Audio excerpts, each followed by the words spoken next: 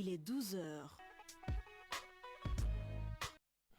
Lundi 7 juillet de l'an 2025, c'est l'heure des infos sur la chaîne 2. Yala Samaki est aux commandes des manettes techniques de cette édition, la première de la journée. Info Cité Midi, les titres. Info Cité, le journal de l'info de proximité sur la 95.2. Présentation, Cheikh Fantamadi Ndiaye. 300 personnes, dont plus de 150 femmes veuves de militaires, stylistes et mannequins, viennent de bénéficier d'une formation en fabrication de Bogolan. Elle est à l'initiative du FIRBA, le Festival international Roots Beauty Africa, à suivre le reportage de Haruna Dambélé dès l'entame de cette édition. Le 10 août de chaque année est célébrée la journée africaine de l'état civil, une occasion de mettre en lumière les enjeux liés à l'enregistrement des naissances, des mariages et des décès. Avec Khadija Traoré, nous nous intéresserons à quelques aspects du système d'état civil. Le Mali a lancé le 16 juin dernier la construction de sa future raffinerie d'or, une nouvelle accueillie avec fierté par la population malienne et l'ensemble des acteurs du domaine qui ont tous salué ce futur projet de grande envergure pour notre pays. Et dans l'actualité internationale, nous accueillons en direct dans ce studio du 26 mars Aïssata Yanogo. Aïssata, bonjour. Bonjour, Cheikh. Avec vous, nous irons où aujourd'hui? Nous allons parler de la RDC où le président Félix Tshisekedi alerte sur la situation de l'épidémie du choléra dans le pays. Ensuite, au Brésil, le sommet des BRICS s'est ouvert depuis hier à Rio de Janeiro. Et enfin, le premier ministre israélien Benjamin Netanyahou est en visite aux États-Unis. Khadija, tout à l'heure pour le développement. Voilà donc ce qui vous attend pour le prochain quart d'heure. Installez-vous confortablement pour suivre une session d'infos certifiées et crédibles. Info Cité Midi, le développement c'est tout de suite juste après ce jingle. Merci d'avoir choisi la chaîne 2 pour vous informer. Encore une fois, bonjour et bienvenue à tous. Le Bogolan, un patrimoine de notre identité culturelle, a été au cœur d'une formation destinée à 300 personnes, dont plus de 150 femmes veuves de militaires, stylistes et mannequins, à l'initiative du FIRBA, le Festival international Roots Beauty Africa. Ce projet vise d'une part à assurer l'autonomie financière des bénéficiaires et d'autre part de donner de la visibilité au festival. On en sait plus avec Haruna Dambélé. Il s'agit pour le projet FIRBA de récompenser les veuves de militaires qui ont reçu la formation dans la fabrication du Bogolan. Troisième du genre, cette formation a pour but de faciliter leur autonomie financière. Plus de 150 femmes ont bénéficié de cette formation. Fousseini Traoré, promoteur culturel. On a pris ces femmes veuves parce que, vu déjà la perte de leur mari, c'est très difficile pour ces femmes veuves-là. Donc on a pensé de les former à fabriquer le Bogolan pour pouvoir au moins qu'ils puissent survenir à leurs besoins sans pourtant qu'ils passent au moins quelque part ou demander à quelque part, mais survenir au moins à faire quelque chose de leur vie. Les récipiendaires se sentent prêts à mettre en pratique ce qu'ils ont appris. Diallo Fanta Kourouma, récipiendaire. Dans le cadre de l'entrepreneuriat féminin, je salue aussi le centre qui nous a formés. Je pensais le premier jour que c'était très difficile, mais j'ai trouvé vraiment avec le courage et le dynamisme de la dame ainsi que les autres. Des stylistes et mannequins sont aussi concernés pour cette troisième édition. Salia Sissé, mannequin. Donc, une opportunité. Je suis reconnaissant d'avoir bénéficié de cette formation, car de telles initiatives sont rares ici au Mali. C'est une opportunité pour nous, mannequins, d'avoir la visibilité à l'intérieur comme à l'extérieur du pays. Cette initiative n'est pas seulement la mise en valeur du Bogolan, mais aussi d'assurer l'autonomie financière des veuves. Ensemble, les qualités propres à une personne physique, telles que le nom, la date et le lieu de naissance, le sexe, la nationalité et l'état matrimonial, l'état civil reste un document indispensable pour tout citoyen. Voilà pourquoi, depuis 2018, sur le continent est célébrée chaque 10 août la journée africaine de l'état civil, une occasion de mettre en lumière les enjeux liés à l'enregistrement des naissances, des mariages et des décès. La rédaction de la chaîne 2 s'intéresse à quelques aspects du système d'état civil. C'est un reportage signé Khadija Traoré.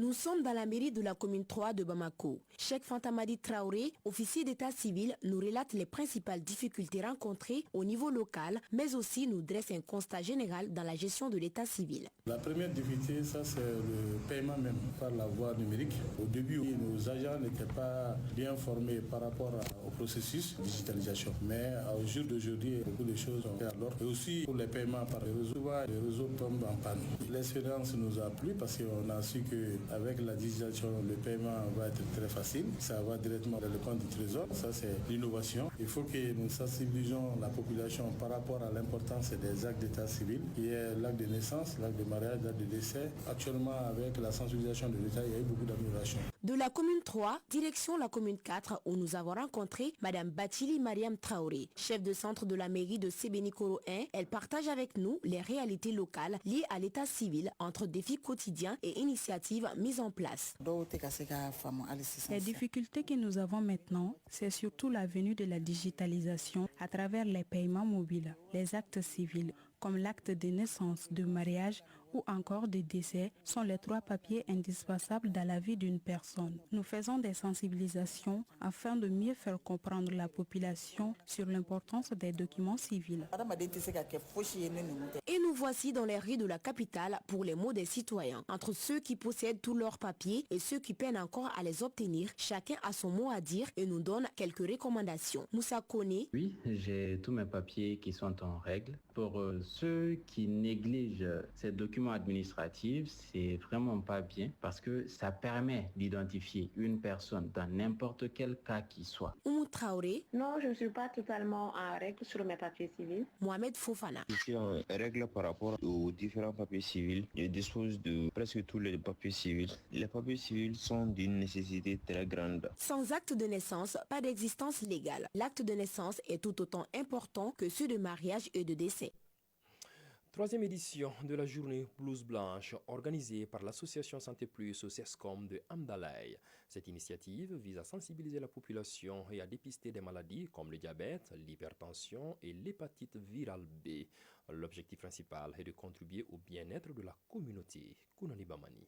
Créée en 2003 par des agents de santé ainsi que des étudiants en médecine et en pharmacie, l'association Santé Plus œuvre pour la promotion de la santé communautaire et le bien-être social.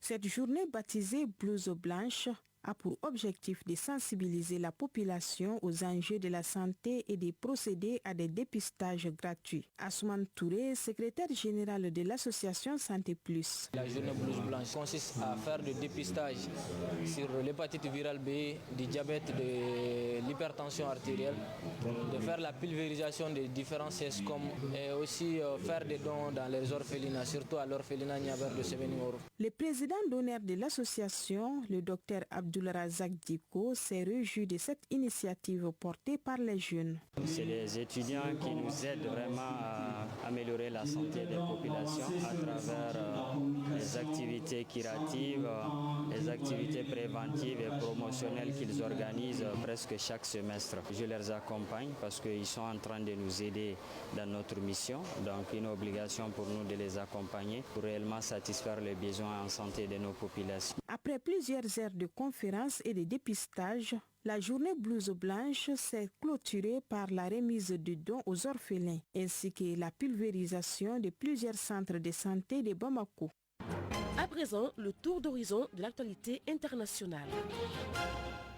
Une actualité internationale qui nous est proposée aujourd'hui par Aïssata Yanogo, comme annoncé depuis le sommaire. Aïssata, bonjour. Bonjour, Cheikh. Tout va bien, j'espère. Oui, ça va. Avec vous, pour commencer cette actualité, nous prenons la direction de la République démocratique du Congo. Le président Félix Tshisekedi alerte l'opinion sur la situation du choléra dans le pays. Plus de 700 décès ont été enregistrés à travers la RDC, dont une trentaine à Kinshasa. C'est le chef de l'État Félix Tshisekedi qui a fait le point lors de la réunion du Conseil des ministres. Les causes de cette propagation rapide sont notamment les inondations récentes qui ont fortement détérioré les infrastructures d'assainissement, contaminé les sources d'eau potable et déplacé des milliers de personnes, les exposant à des conditions d'insalubrité. Félix Tshisekedi a aussi ordonné la désinfection systématique des points d'eau, des marchés, des écoles et autres lieux de forte fréquentation. En Tunisie, Aïssata, le président du conseil d'administration du Tunis Air, limogé.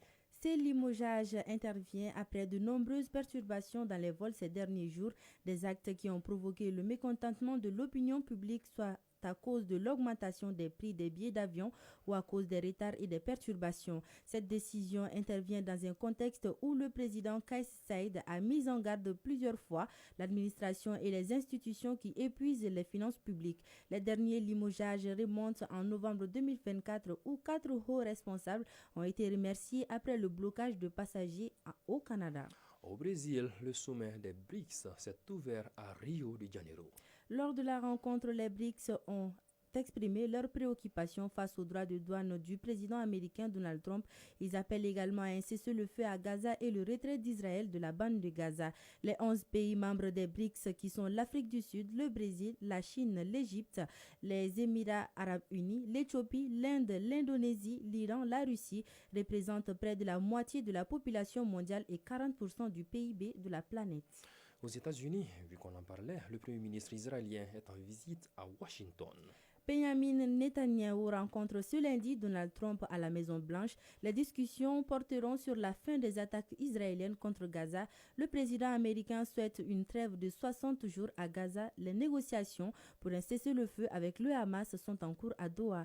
C'est ce qu'il fallait retenir de l'actualité internationale de ces 12 heures. Merci d'être passé dans ce studio. Merci et bonne journée, Aïssata. Merci. Je vous l'annonçais au sommaire, le Mali amorce une révolution dans sa filière aurifère. Le 16 juin dernier à Bamako, le président de la transition, le général d'armée Assimi Goïta, a officiellement lancé les travaux de construction de la grande raffinerie d'or du pays. Une nouvelle accueillie avec fierté par la population malienne et l'ensemble des acteurs du domaine qui ont tous salué ce futur projet de grande envergure pour notre pays. Amadou Diallo. Le Mali, troisième producteur d'or en Afrique, aura bientôt sa propre raffinerie avec une capacité de production de 200 tonnes d'or par an.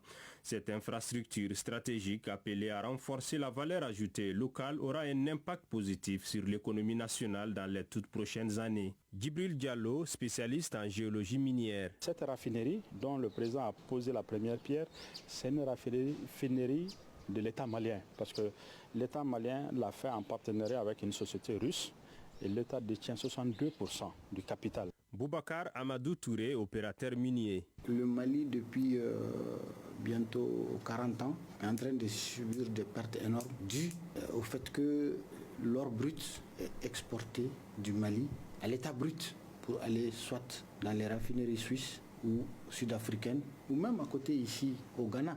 Yaya Bamadio, opérateur minier. En exportant l'or brut, le Mali perd plus de 100 milliards de francs CFA en valeur ajoutée. Donc en impôts non perçus, donc en devises et en opportunités d'emploi. La population malienne accueille cette initiative avec fierté. Pour beaucoup, la création de cette raffinerie symbolise une avancée concrète vers la maîtrise de l'économie nationale. Alassane Katilé, citoyen.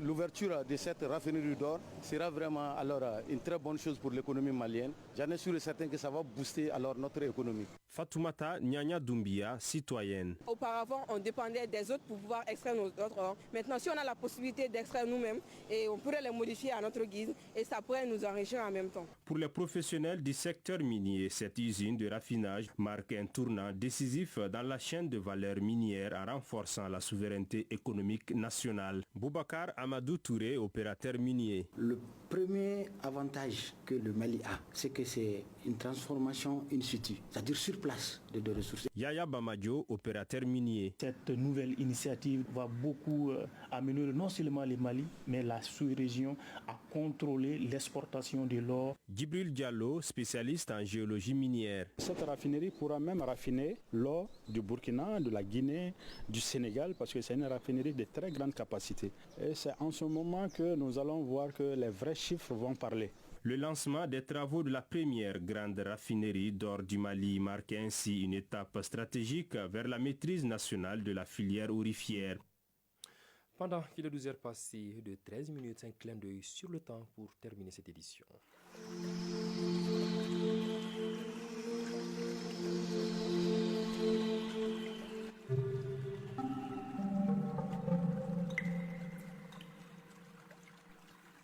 En ce lundi 7 juillet de l'an 2025, le mercure affiche 28 degrés Celsius. Le pourcentage d'orage reste très élevé au cours de la journée.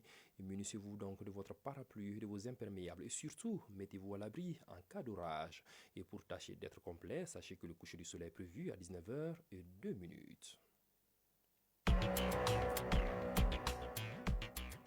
Voilà, c'est l'essentiel qu'il fallait retenir de cette édition que j'ai eu l'immense bonheur et honneur de vous présenter.